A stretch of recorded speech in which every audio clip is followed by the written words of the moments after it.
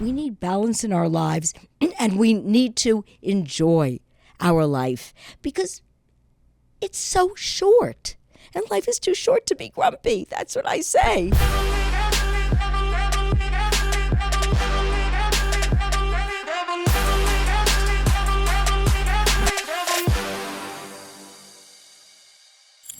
Hey, everybody, welcome to the show. I have a question.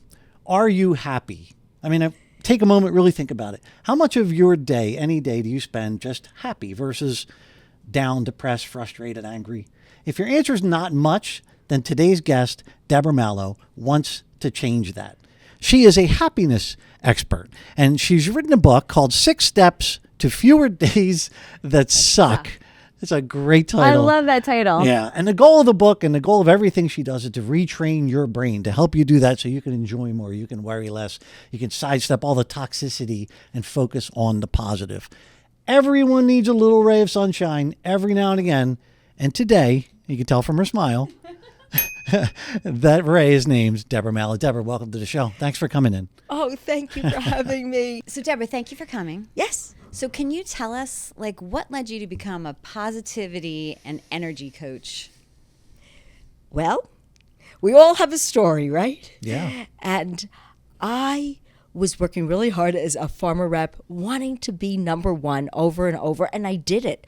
But when we push ourselves so hard and we don't care for ourselves, that old self-care, there's something to it. It zaps our energy. It puts us into a negative frame of mind. And even if you're doing so well, there needs to be balance. We need balance in our lives, and we need to enjoy our life because it's so short. And life is too short to be grumpy. That's what I say. Life is too short to be grumpy. So I just, on a New York City subway platform, all of a sudden, everything flashed in front of me. And I said, what am I doing? I'm pushing myself to exhaustion. I'm not sleeping right. I'm working too hard. And there has to be more. But nothing can change unless we make the decision to make the change. And our thoughts are so powerful that it's up to us, that we really can change our thoughts and actions. It takes practice, but you can't discredit the strategy before you really try it. I was constantly on a hamster wheel, and I think so much of us, many of us are on these hamster wheels. We feel stuck. We stay in jobs that are not healthy for us, or we don't find the balance, because it's really important to be present in the moment. We have families, we have people that we care about, but if we don't feel good ourselves, then it's very hard to actually be present in the moment and enjoy all the wonderful things in life. What happened was that day on the New York City subway platform, I said, something has to change. And I started to write a guidebook. It really started just for me. And I said, what are the things I need to do?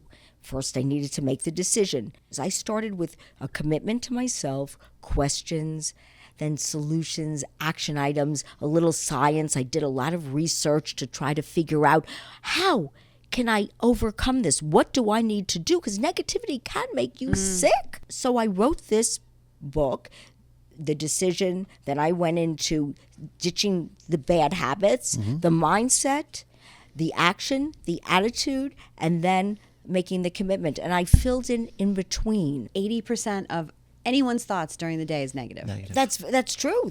How do you flip that switch? We can reshape our thoughts. Negativity bias is real. It's the caveman brain. Our brains would focus more on negative events than the positive. We would feel the sting and remember the negative more than the positive. Now, we can change that thinking. It's really important to slowly work to do it, not go down a rabbit hole, to stop the circular thinking, to stop the worry. And it's really up to us to make the decision to do it. Is it easy? No. But it makes you feel so much better when you go positive and you don't go negative. So that negativity and just being happy overall, how much of that do you think is tied to being emotionally intelligent? Well, that's an interesting Daniel Goleman, emotional intelligence. I definitely think it has some sort of correlation that if you are in tune with yourself, empathetic, all of that, it would help you to be able to be more self-kind, because that's really the key. I think for myself and for everybody is we don't take time to care for ourselves, to nurture ourselves, to balance. It's like all or nothing. And I think it's really important to take care of ourselves. Yeah. And that whole emotional intelligence I fits think into that. I think emotionally immature people Right. tend to focus on the negative. You think so? Yeah, because they process things that are happening around them and aren't necessarily looking at it as, this doesn't affect me. They're reacting. They're not responding. And it's just They're not instantaneously interpreting. Yeah. negative. And we all default to negative, Yeah. right? 80%. So Yeah. I don't know how those people can be as happy as people who are more emotionally mature. So many of the things we worry about, so many of the things that judgment or everything like that, it will be okay. Yeah. It might be a tough time, but we can get through it. We can see the light at the end of the tunnel. I think that caveman thing you said was cool because I feel like the cavemen, they had to think about the negative, right? Because they're either going to get killed, they have to kill, they're going to get eaten, they have to find their wife. Like they have like 5 things that they need to do, right? And so they're just going to think about how to protect themselves. I feel like when you feel safer, you're more positive. So I think it kind of like Probably right. fits right in. Can you walk us through the 6 steps and how you got there? So as I mentioned, the first step is making that decision Right. to actually take care of yourself, to stop the negative talk track, and actually work through what's holding you back. I just slowly wrote this book and I just stopped myself from just going negative. So the next thing is the ditch bad habits. We all have our negative habits, and it's just a matter of each one of us has to reconcile with what they are and for them so that they can be happier. What does that mean, though? What bad habits relate to being unhappy? Well, constantly going negative, feeling you're judged, that anger, just lashing out at people. I want to go back to the first one again. So just stop your negative thoughts. I think someone's probably listening and saying, how do I just stop my negative thoughts? Like if a negative thought pops up, are you talking about you then think to yourself, oh, negative thought, everybody stop. So And like, recognizing it? but aren't you supposed to like live in that negative for a second, like according to like all the therapists now, and like let it soak in and tell me how you work that. It takes time. I mean, it's not like you're going to wake up one morning and go, they're all gone. But getting up in the morning and saying a positive affirmation, but you can't just say a positive affirmation. You have to put action behind it. Starting yourself off on a positive note, it's a conscious decision. Right. It's really important to ask yourself, why would I do this to myself? Right. Why would I punish myself over and over and over again? Because that's really what it's like. It's a jail sentence when you're constantly unhappy or negative.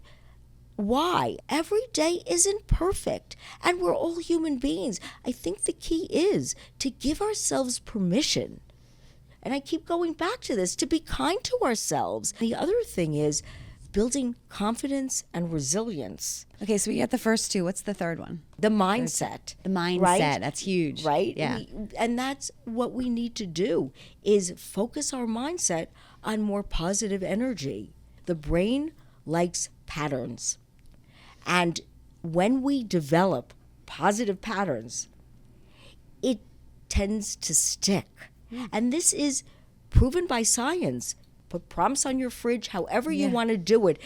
Hang positive quotes above your mirror. Things when you get up in the morning to make you think, to start the day on a positive note. So you change your mindset. And then what's the 4th one? The action. Gotta take action. You gotta take some action. Yeah, we gotta Always, take yeah. action, Always. right? Because you're slowly building these habits. Take action every day. to enjoy your life. Right. To stop yourself from letting all these negatives, anger, worry, stress, anxiety, all that stuff, and it will happen because we're human beings, but to lessen the impact. Right. So that you can get through it. You can push through the obstruction. We control our thoughts and actions. We can't control other people. Don't even try. But we can control how we think. So then what's 5 and 6? So then the attitude, I know mindset, but also the attitude. Once when I was traveling, somebody said to me, attitude is the key ingredient to a happy life. I don't want to be Pollyanna and say you're going to be happy all the time, but a happier life, that you feel good about yourself, that the people around you feel good too. It's changing the cycle. You know, it's just changing how we think and how we react, and slowly but surely we feel better about ourselves. Yes. And that at the very end we make the commitment, you know, not to be complacent, to polish ourselves to brilliance. Buy that book, because everything that Deborah just said, I have gone through myself personally. I think it is a decision. I think happiness it's is a choice. absolutely a decision. It's a choice. You have to make that decision, number one. You have to commit to it by doing things and having the mindset, taking the action, right, that supports you deciding to be happy, to give you a grounding in happiness, and you have to stick with it, because shit's going to happen. This is why I wanted to have you on the show. No, because it's wonderful. I'm 100% aligned. And if you're not feeling the joy that clearly this woman exudes. I know, look at her. So happy. I love to inspire people. It breaks my heart because I know how it feels, as you know how it feels. It breaks my heart that people feel unstuck, that they're not able to get out of their own way. Right. So I don't want to ruin our buzz here, because I know we're all sort of on this high and all happy. But you're a very positive I have person. a question. When something devastating happens, like what's happening now in California with the fires, and like when the world just seems Overwhelming. daunting and overwhelming, I'm sure there are people who are out there who are like, this advice doesn't help me. Yeah. It's 6 ways to be happy. How do you translate what you're talking about here into something bigger? Unfortunate events occur all the time. We really need to move forward and pick ourselves up and just get through it. That's why aligning yourself with people that are positive, not the negative, toxic people, Right. is so important. There is joy on the other side of these horrible things. It sounds like you find your happiness set point, and that's who you are as a person. And it's not a shield. It's not going to prevent the negative, horrible things from ever reaching you, but it acts more like a salve. Yes, yes. Or Wait, it lets you what's heal a- faster. What's a salve? So like Yeah, No, ointment. no. I mean, Like- what are you using just as a your salve? happiness based. If you're a happy person, Then that's just where you land. it, That's and your it compass. won't stop the bad things. It won't keep them out. The horrible things are going to happen Right. all around you, and You the not so can't. horrible things are just still negative or annoying or whatever. But it's how they're getting through. But it's how you heal, and your happiness acts as that antidote. And it's very it's very it's very true. Wait, can we mark the time code? So can we put that? That was cool. I like that. Sorry. No, Deborah, no, it's that Deborah's. was good. It's Deborah's moment. Deborah's still here. Let's stop. Oh, okay. Include that. I want you to include that. It makes a whole lot of sense. It really does, because we can't be happy all the time, can't. but We can't. we can be kind to ourselves, build our confidence, build our resilience, work to be more positive. We can do all that. That's the human brain is so powerful that we can take ourselves out of our misery, out of the drama. Anybody can do it. I firmly believe that, but I also know people that I don't think they can do it. There's negative people in my life that I know, not in my life, but I know of people that are their set point is just They're just not ready. negative. Yeah.